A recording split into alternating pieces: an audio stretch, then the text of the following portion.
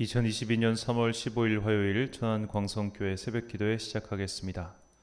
사도신경으로 우리의 신앙을 고백하겠습니다. 나는 전능하신 아버지 하나님 천지의 창조주를 믿습니다. 나는 그의 유일하신 아들 우리 주 예수 그리스도를 믿습니다. 그는 성령으로 잉태되어 동정녀 마리아에게서 나시고 본디오 빌라도에게 고난을 받아 십자가에 못 박혀 죽으시고 장사된 지 사흘 만에 죽은 자 가운데서 다시 살아나셨으며 하늘에 오르시어 전능하신 아버지 하나님 우편에 앉아 계시다가 거기로부터 살아있는 자와 죽은 자를 심판하러 오십니다. 나는 성령을 믿으며 거룩한 공교회와 성도의 교제와 죄를 용서받는 것과 몸의 부활과 영생을 믿습니다. 아멘. 찬송가 436장입니다.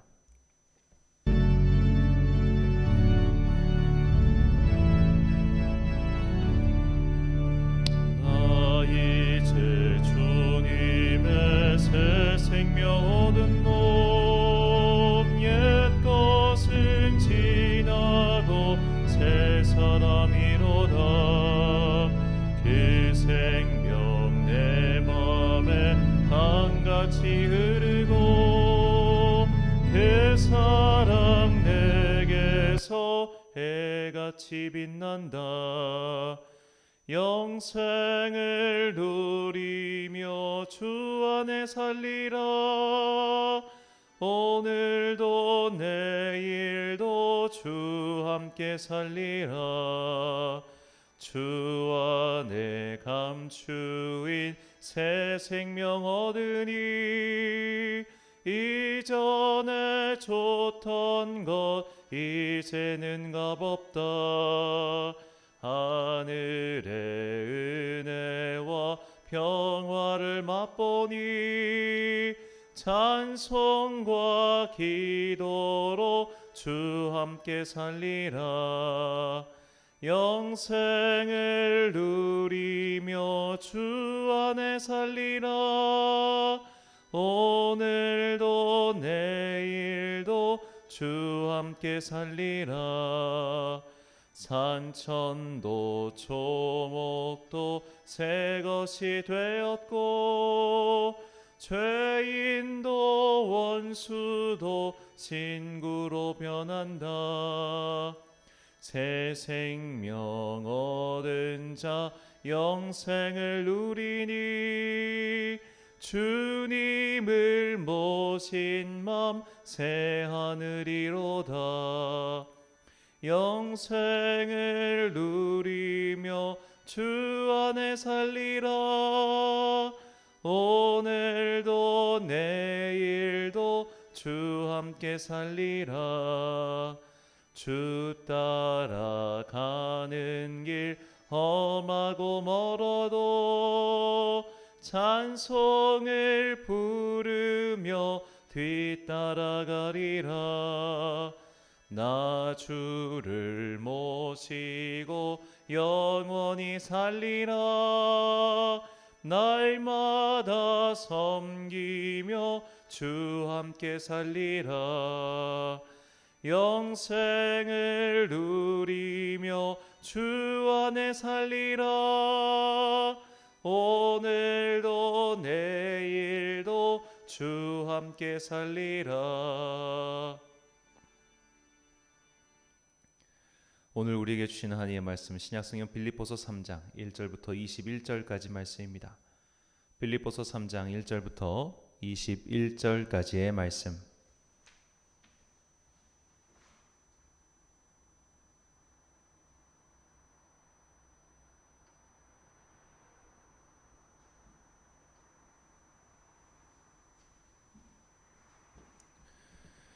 이제 봉독하겠습니다. 하나님의 말씀 경청하십시오. 끝으로 나의 형제자매 여러분, 주 안에서 기뻐하십시오. 내가 같은 말을 되풀이해서 쓰는 것이 나에게는 번거롭지도 않고 여러분에게는 안전합니다. 개들을 조심하십시오. 악한 일꾼들을 조심하십시오. 살을 잘라내는 할례를 주장하는 자들을 조심하십시오. 하나님의 영으로 예배하며 그리스도 예수 안에서 자랑하며 육신을 의지하지 않는 우리들이야말로 참으로 할례 받은 사람입니다. 하기야 나는 육신에도 신뢰를 둘만합니다. 다른 어떤 사람이 육신의 신뢰를 둘 만한 것이 있다고 생각하면 나는 더욱 그러합니다. 나는 난지 여드레 만에 할례를 받았고 이스라엘 민족 가운데서도 베냐민 지파요 히브리 사람 가운데서도 히브리 사람이요 율법으로는 바리새파 사람이요 열성으로는 교회를 박해한 사람이요 율법의 의로는 흠 잡힐 데가 없는 사람이었습니다. 그러나 나는 내게 이루었던 것은 무엇이든지 그리스도 때문에 해로운 것으로 여기게 되었습니다. 그뿐만 아니라 내 주 예수 그리스도를 아는 지식이 가장 고귀하므로 나는 그 밖의 모든 것을 해로 여깁니다. 나는 그리스도 때문에 모든 것을 잃었고 그 모든 것을 오물로 여깁니다. 나는 그리스도를 얻고 그리스도 안에 있는 사람으로 인정받으려고 합니다. 나는 율법에서 생기는 나 스스로의 의가 아니라 그리스도를 믿는 믿음으로 말미암아 오는 의, 곧 믿음에 근거하여 하나님에게서 오는 의를 얻으려고 합니다. 내가 바라는 것은 그리스도를 알고 그분의 부활의 능력을 깨닫고 그분의 고난에 동참하여 그분의 죽으심을 본받는 것입니다. 그리하여 나는 어떻게 해서든지 죽은 사람들 가운데서 살아나는 부활에 이르고 싶습니다. 나는 이것을 이미 얻은 것도 아니며 이미 목표점에 다다른 것도 아닙니다. 그리스도 예수께서 나를 사로잡으셨으므로 나는 그것을 붙들려고 쫓아가고 있습니다. 형제자매 여러분, 나는 아직 그것을 붙들었다고 생각하지 않습니다. 내가 하는 일은 오직 한 가지입니다. 뒤에 있는 것은 잊어버리고 앞에 있는 것을 향하여 몸을 내밀면서 그리스도 예수 안에서 하나님께서 위로부터 부르신 그 부르심의 상을 받으려고 목표점을 바라보고 달려가고 있습니다. 그러므로 누구든지 성숙한 사람은 이와 같이 생각하십시오. 여러분이 무엇인가를 달리 생각하면 하나님께서는 그것도 여러분에게 드러내실 것입니다. 어쨌든 우리가 어느 단계에 도달했든지 그 단계에 맞추어서 행합시다. 형제자매 여러분, 다 함께 나를 본받으십시오. 여러분이 우리를 본보기로 삼은 것과 같이 우리를 본받아서 사는 사람들을 눈여겨 보십시오. 내가 여러분에게 여러 번 말하였고 지금도 눈물을 흘리면서 말하지만 그리스도의 십자가의 원수로 살아가는 사람이 많이 있습니다. 그들의 마지막은 멸망입니다. 그들은 배를 자기네의 하나님으로 삼고 자기네의 수치를 영광으로 삼고 땅의 것만 생각합니다. 그러나 우리의 시민권은 하늘에 있습니다. 그곳으로부터 우리는 구주로 오실 주 예수 그리스도를 기다리고 있습니다. 그분은 만물을 복종시킬 수 있는 권능으로 우리의 비천한 몸을 변화시키셔서 자기의 영광스러운 몸과 같은 모습이 되게 하실 것입니다. 아멘. 신앙의 두 기둥이란 제목으로 하나님의 말씀 선포하겠습니다. 신앙이 되게 필요한 신앙생활의 양대 축이 있다면 그것은 경험과 지식이라고 할 수 있습니다. 주님을 뜨겁게 만나는 경험은 성도에게 굉장히 중요합니다. 그 경험이 있어야 여러 가지 시험이 닥쳐와도 버틸 힘이 되어줍니다. 그러나 경험만으로는 부족합니다. 그 경험을 굳건하게 만드는 작업이 지식, 특별히 하나님의 말씀인 성경을 읽는 지식의 훈련입니다. 말씀을 읽는 것은 성도의 의무일 뿐만 아니라 개인의 경건을 위해서도 반드시 필요합니다. 이 두 가지가 잘 조합될 때 건실한 성도가 세워집니다. 경험과 지식이 조화되지 못한 대표적 사례가 출애굽 당시 이스라엘 민족입니다. 그때 이스라엘 민족만큼 놀라운 기적을 경험한 이들이 역사에 없습니다. 그들은 이집트를 뒤덮은 10가지 재앙을 받습니다. 아무리 이 10가지 재앙을 요즘 학자들 말처럼 이것은 특별히 이상할 것이 없는 가끔씩 나올 수 있는 이상 기온 현상이다, 그런 것으로 취급한다 할지라도 그 이후에 벌어진 일들은 어떻게 해석하겠습니까? 바다가 갈라지고 추격해오던 군대가 수장되었습니다. 무엇보다도 그들은 역사상 전무후무한 하나님의 임재를 목격했습니다. 출애굽기 19장 18절과 19절 말씀입니다. 시내산에 연기가 자욱하니 여호와께서 불 가운데서 거기 강림하심이라. 그 연기가 옹기 가마 연기같이 떠오르고 온 산이 크게 진동하며 나팔 소리가 점점 커질 때에 모세가 말한즉 하나님이 음성으로 대답하시더라. 아멘. 자, 모세만 이 강림을 혼자서 본 것이 아니고 하나님의 음성을 혼자서 들은 것이 아니었습니다. 그 자리에 있는 모두가 그 소리를 들었고 그 임재를 보았습니다. 그래서 그들은 두려움에 떨면서 모세 혼자서 시내산에 가서 하나님의 율법을 받아와 달라고 간청할 정도였습니다. 오늘날 성도 중에, 아니 역사상 성도들 중에 하나님의 임재를 눈으로 본 사람이 과연 누가 있겠습니까? 기도 중에 환상으로 주님의 음성과 소리를 들은 이들은 있어도 정말 물리적 현상으로 나타난 너무나 또렷하고 확실한 임재와 그 소리를 들은 이가 과연 있겠습니까? 이것은 내가 믿기 때문에 들리는 선별적 경험이 아니라 믿음의 유무와 상관없이 모두가 경험하는 절대적 사실이었습니다. 그런데도 이스라엘 민족은 고작 40일이 지나서 우상을 숭배했습니다. 황금 송아지를 만들어 놓고 이것이 너희를 인도한 신이다라는 선언에 넘어가고 말았습니다. 이것이 경험의 함정이자 한계입니다. 강력한 경험은 사람의 근본을 뒤흔들어 놓습니다. 그렇게 무너진 토대 위에 하나님의 말씀으로 굳건히 세워야 하는데 이때 말씀이 아닌 다른 것이 들어가면 쉬이 이단, 거짓 선지자, 오늘 바울이 말한 그런 개들과 같은 거짓 선지자에 빠지기 쉽습니다. 제가 예전에 만난 성도님이 딱 이런 사례에 들어맞습니다. 그분은 교회에 다닌 지 얼마 되지 않았는데 금요 저녁 기도회 때 방언의 은사를 받았습니다. 너무 놀랍고 신기해서 더 열심히 방언으로 기도했습니다. 그런데 이분에게 말씀의 지도가 부족했습니다. 그래서 그분은 얼마 후 신천지로 가셨습니다. 거기에 가보니 말씀을 너무나 잘 풀어주더란 겁니다. 모든 신앙의 경험, 일종의 초월적 경험에는 해석이 필요합니다. 그리고 그 해석의 도구가 바로 성경입니다. 그래서 경험과 말씀의 지식은 함께 가야 합니다.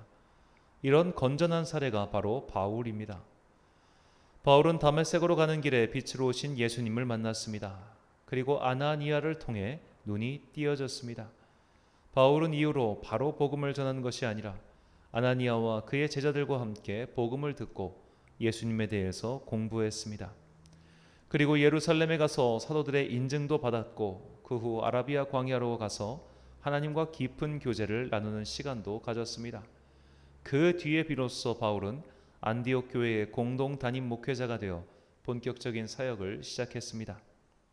이렇게 경험과 지식이 조화를 이룰 때 우리는 비로소 그리스도의 사람이 되어 크게 어긋남이 없이 주님의 일을 할 수 있게 됩니다. 이렇게 경험과 지식이 조화를 이룬 바울은 하나님의 나라가 무엇인지, 복음이 무엇인지, 예수님이 어떤 분인지 알게 되었습니다. 그래서 그는 이전에 알던 것들을 모두 가치없게 여기고 오직 예수님만을 삶의 목표로 삼고 달려갔습니다. 바울은 이런 자신의 믿음의 여정에 대한 고백을 성도들에게 전하고 있습니다. 본문 7절과 8절입니다. 그러나 무엇이든지 내게 유익하던 것을 내가 그리스도를 위하여 다 해로 여길 뿐더러 또한 모든 것을 해로 여김은 내 주 그리스도 예수를 아는 지식이 가장 고상하기 때문이라. 내가 그를 위하여 모든 것을 잃어버리고 배설물로 여김은 그리스도를 얻고. 아멘. 바울은 과거와 완전히 결별하였습니다. 이것은 마치 밭에 감추인 보화를 발견한 사람이 자신의 전 재산을 팔아서 그 밭을 산 것과 같은 것이죠. 지금까지 자신이 알던 모든 것들보다 훨씬 중요한 것을 발견했기에 그는 과거와 완전히 결별한 삶을 선택할 수 있었습니다. 이 바탕에는 확실한 경험이 깔려 있습니다. 그가 부활하신 주님을 만났기 때문에 그는 흔들림 없이 이 길을 택할 수 있었습니다. 따라서 성도들은 하나님을 만나야 합니다. 그저 누군가가 가르쳐주는 하나님이 아니라 나에게 말씀하시고 나의 기도를 들으시고 무엇보다 내 삶을 지켜주시는 하나님을 경험해야 합니다. 그러면 흔들리지 않습니다. 제가 이전 교회에서 만났던 한 장로님이 계십니다. 그분께서는 젊은 시절 주님과 전혀 상관없는 삶을 살았습니다. 비록 많은 돈을 벌었지만 그것을 갖고 자신을 위해 사용하기 바빴습니다. 그러다가 병을 얻었고 의사도 가망이 없다는 선언을 들었습니다. 그때 그 장로님은 부인 권사님의 권유를 받아 기도원에 들어가셨습니다. 시커먼 얼굴로 기도원 한 구석에서 울부짖으며 기도했습니다. 기도가 뭔지도 몰랐고 하나님이 누군지도 몰랐습니다. 다만 살려달라고, 제발 살려달라고 부르짖었을 뿐입니다. 감사하게도 주님께서는 그분의 병을 곧 낫게 해주셨습니다. 용한 의원을 만나 병이 나은 게 아니라 기도원에서 곧장 치유를 얻었습니다. 그 이후로 감사하게도 장로님께서는 좋은 교회, 좋은 목사님을 만나셨고 그 경험에 의해 말씀을 쌓았습니다. 그 뒤로 그 장로님은 주님께 드리는 것을 전혀 아까워하지 않으셨습니다. 내 생명을 살려주신 주님을 실제로 만났기 때문입니다. 그 장로님이 제가 지금까지 만난 성도님들 중에 가장 부자는 아니었습니다. 하지만 저는 그분만큼 많은 헌금을 드리는 성도를 아직까지 뵌 적이 없습니다. 제가 부목사 생활하면서 그동안 만났던 성도인들 가운데 제가 한 가지 재미있는 것은 돈이 많다고 해서 주님께 많이 드리는 것도 아니며 돈이 없다고 해서 주님께 적게 드리는 것도 아니라는 것을 저는 봤습니다. 한 해에 수억을 벌어도 그의 11조를 몇백만 원 하는 분도 있었습니다. 10년 동안 50만 원만 헌금하신 권사님도 뵌 적이 있습니다. 그분들이 정말 돈이 없는 분들이라면 굳이 언급하지 않겠지만 자신을 위해서는 전혀 아까워하지 않으면서 하나님께 드리는 것은 굉장히 아까워하는 분들이었습니다. 특히 그런 분들은 헌금을 주님께 드린다고 생각하지 않고 목사한테 준다고 생각했습니다. 내가 내는 헌금으로 목사가 먹고 사는데 목사가 꼴 보기 싫으면 헌금 안 하고 목사가 좀 마음에 들면 또 신기하게도 교회에 헌금하는 것이 아니라 목사에게 용돈을 줬습니다. 그런 분들은 설령 장로든 권사든 직분은 받았을지 몰라도 하나님을 만난 그리스도인은 아니었습니다.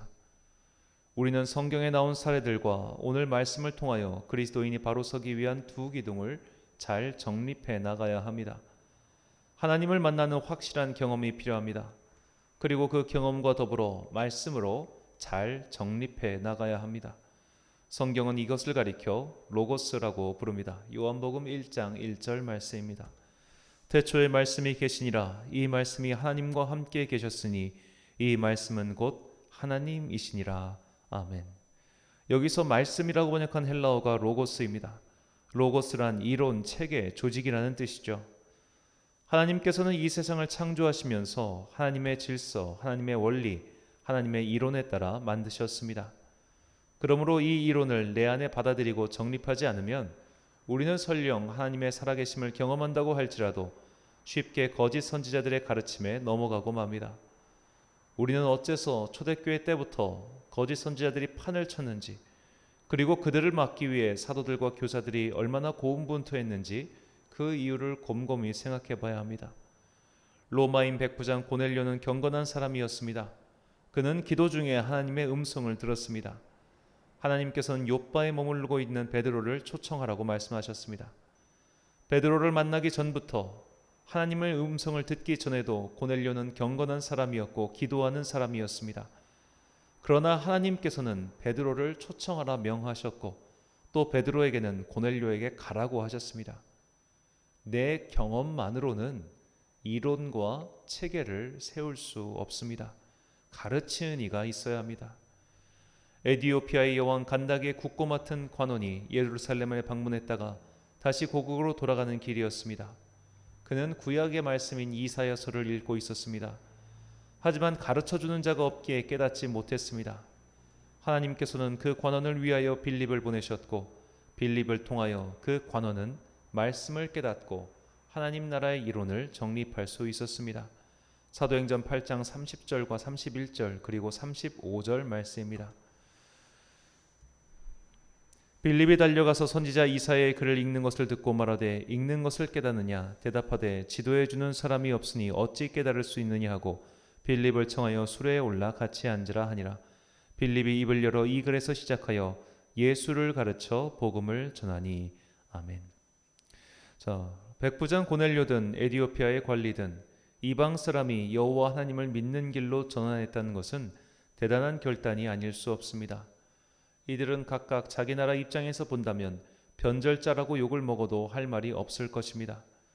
강력한 경험, 확실한 경험이 없다면 이런 결단과 진로 변경은 불가능합니다. 하지만 이들에게는 경험이 있었으나 그 경험을 조직화하고 이론화시킬 수 있지 못했습니다. 그들에게 복음을 가르쳐주는 사람이 필요했던 것이죠. 오늘 우리도 마찬가지입니다.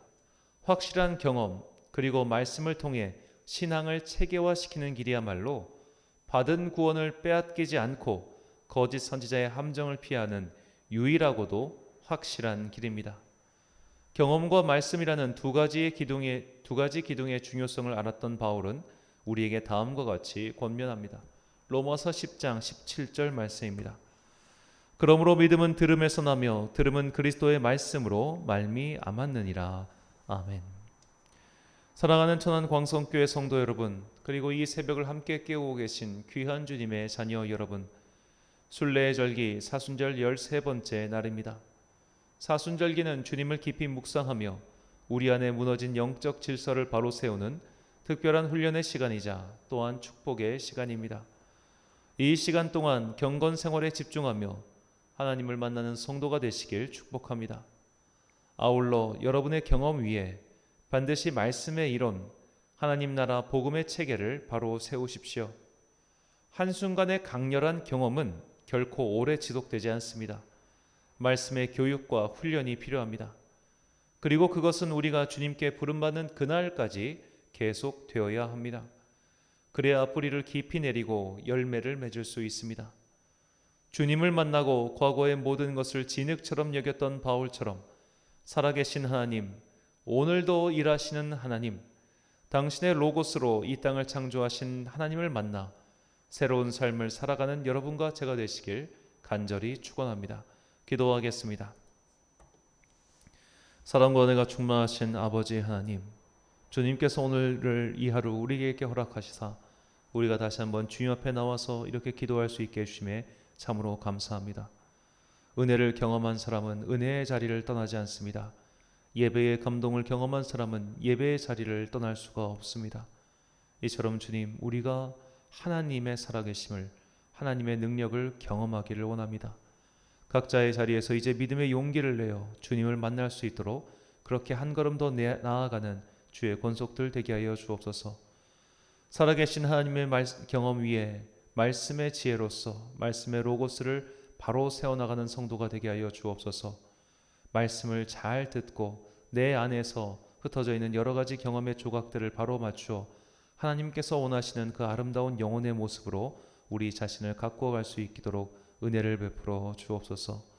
우리가 이렇게 신앙인으로서 이 두 기둥 경험과 말씀을 잘 정립해 나갈 때 우리는 마침내 주님 배울 그날까지 이 믿음의 반석 위에 깊게 뿌리를 내리고 아름다운 열매를 맺어 흔들리지 않는 구원을 향한 나아가는 성도가 될 줄 믿습니다.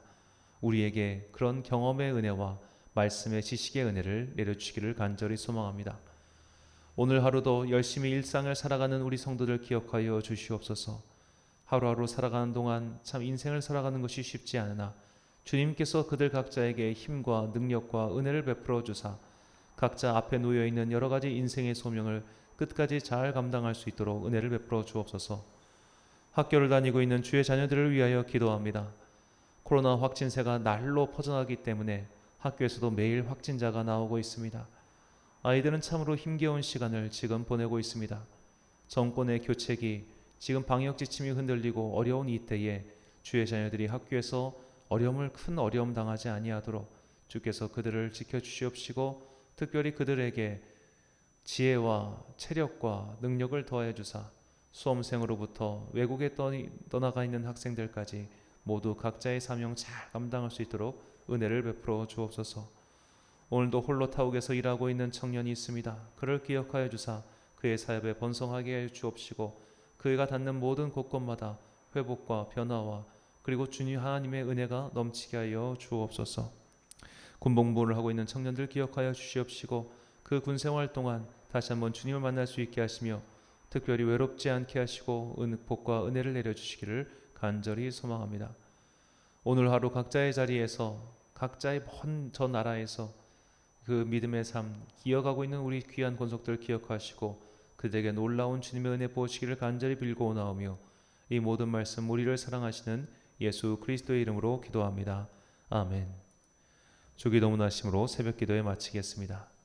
하늘에 계신 우리 아버지, 아버지의 이름을 거룩하게 하시며 아버지의 나라가 오게 하시며 아버지의 뜻이 하늘에서와 같이 땅에서도 이루어지게 하소서. 오늘 우리에게 일용할 양식을 주시고 우리가 우리에게 잘못한 사람을 용서하여 준 것 같이 우리 죄를 용서하여 주시고 우리를 시험에 빠지지 않게 하시고 악에서 구하소서. 나라와 권능과 영광이 영원히 아버지의 것입니다. 아멘.